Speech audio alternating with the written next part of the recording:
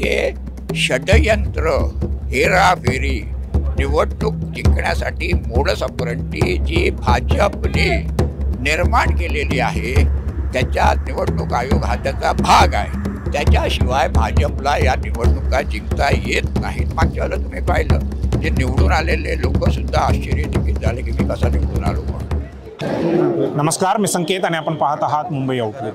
विरोधी पक्षांचा जो आजचा निवडणूक आयोगाच्या विरोधामध्ये, मतचोरीच्या विरोधामध्ये आणि त्याचबरोबर मतदार यादीमधला जो घोळ आहे, EVM मधला जो घोळ आहे, त्याच्या विरोधामध्ये जो मोर्चा होता, त्या मोर्चाची आता सांगता झालेली आहे. माझ्यासोबत CPIचे प्रकाश रेड्डी सर आहेत, तर त्यांच्याशी या विषयावरती आपण चर्चा करूयात. मोर्चा झालेला आहे, मोर्चामधून वेगवेगळ्या नेत्यांची भाषणं देखील झालेली आहेत. काय सांगाल, काय मोर्चाचं आयोजन? नाही, मोर्चामध्ये आपण जर बघितलं असेल तर त्याच्यामध्ये महाराष्ट्राच्या मतदारांचा निवडणूक आयोग आणि BJP यांचं जे षडयंत्र आहे निवडणूक जिंकण्यासाठी चाललेलं, त्याच्या विरुद्ध प्रचंड जो रोष आहे, तो रोष आता या मोर्चाच्या निमित्ताने महाराष्ट्राच्या जनतेसमोर आलेला आहे. याच्यामध्ये एक गोष्ट स्पष्ट आहे की आता हे जे पक्ष आहेत त्याच्यामध्ये उद्धव बाळासाहेब ठाकरेंची शिवसेना आहे, शरद पवारांच्या राष्ट्रवादी आहे, मनसे आहे, त्याच्यामध्ये राष्ट्रवादी काँग्रेस आहे आणि डावे पक्ष आहेत. हा एकजुटीचं म्हणजे संयुक्त महाराष्ट्र आंदोलनाच्या वेळेला जशी एकजूट आहे ती तशी एकजूट निर्माण झालेली आहे.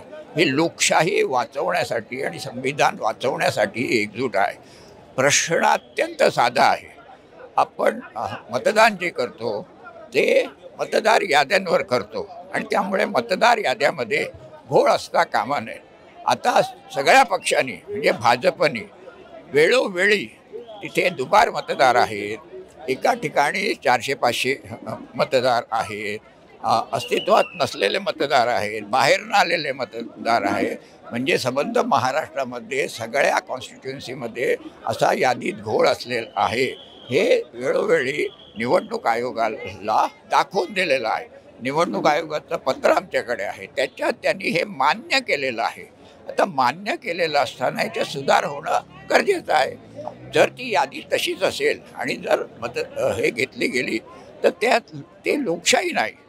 आणि भारतीय जनता पार्टी आणि हे निवडणूक आहे यांची मिलीभगत आहे आणि त्याच्यामध्ये जो घोटाळा आणि हेराफेरी मी म्हणेन, ही हेराफेरी करून निवडणूक जिंकण्याचा जो डाव आहे तो आम्ही महाराष्ट्रामध्ये यशस्वी होऊ देणार नाही, हा या मोर्चाचा संदेश आहे. पण भाजपवरती म्हणजे तुमचा मोर्चा हे निवडणूक कंडक्ट करण्याचं काम निवडणूक आयोगाचं आहे, मतदार यादी मेंटेन करणं, साफ करणं हे निवडणूक आयोगाचं काम आहे. भाजपला का निशाण्यावर घेता तुम्ही? मी उलटा प्रश्न विचारतो. आम्ही निवडणूक आयोगाबद्दल बोलतो तो भाजप त्याचं का उत्तर देतं? भाजप का उत्तर देतं? म्हणजे निवडणूक आयोगाचं काम आहे ना, भाजप आणि निवडणूक आयोग स्वतंत्र आहे ना, निवडणूक आयोग स्वायत्त आहे ना, मग त्याचं उत्तर निवडणूक आयोगाने दिलं पाहिजे. भाजप द्यायला सुरुवात करतो याचा अर्थच असा की हे जे षडयंत्र, हेराफेरी, निवडणूक जिंकण्यासाठी मोडस ऑपरंडी जी भाजपने निर्माण केलेली आहे, त्याच्या निवडणूक आयोग हा त्याचा भाग आहे. त्याच्याशिवाय भाजपला या निवडणुका जिंकता येत नाहीत. मागच्या वेळेला तुम्ही पाहिलं, जे निवडून आलेले लोकसुद्धा आश्चर्यचकित झाले की मी कसा निवडून आलो म्हणून. त्यामुळे हे भाजप यांनी आपल्या देशातले ज्या लोकशाही संस्था आहेत त्याची स्वायत्तता ही खलास केलेली आहे. मग ते संसद असो, त्याच्यात मोदी एकटे बोलतात, काही करतात, हजर राहतात, नाही हजर राहत, ते कुठलेही कायदे पास करतात. मागे त्यांना संविधान बदलायचं होतं पण 400 पारचा नारा त्यांना काय पार करता आला नाही, लोकांनी दणका दिला. न्यायालय आहे, न्यायालयाचे जे वरिष्ठ न्यायाधीश आहेत त्यांना त्या ठिकाणी पत्रकार परिषद घ्यावी लागते. न्यायालयाची स्वायत्तता नष्ट झालेली आहे. ED आहे, त्याच्यानंतर तुम्ही बघितलं इन्कम टॅक्स आहे आणि या सगळ्या संस्था ज्या आहेत त्याच्यात निवडणूक आयोग आहे. या सगळ्या संस्थांचं स्वायत्तता ही त्यांनी नष्ट केलेली आहे. युनिव्हर्सिटी आहेत, युनिव्हर्सिटीचे कुलगुरू आहेत, म्हणजे खालपासून वरपर्यंत. त्यामुळे ही जी एका बाजूला अदानी अंबानीला मुंबई आणि संबंध महाराष्ट्रात बंदरं द्यायची, जमीन द्यायची, कॉर्पोरेट सेक्टरचा पैसा घ्यायचा आणि लोकशाही मूल्य पायदळी तुडवायची. मनोवाद आणि कॉर्पोरेट सेक्टर यांचा फॅसिझम निर्माण करणारी ही प्रवृत्ती आहे.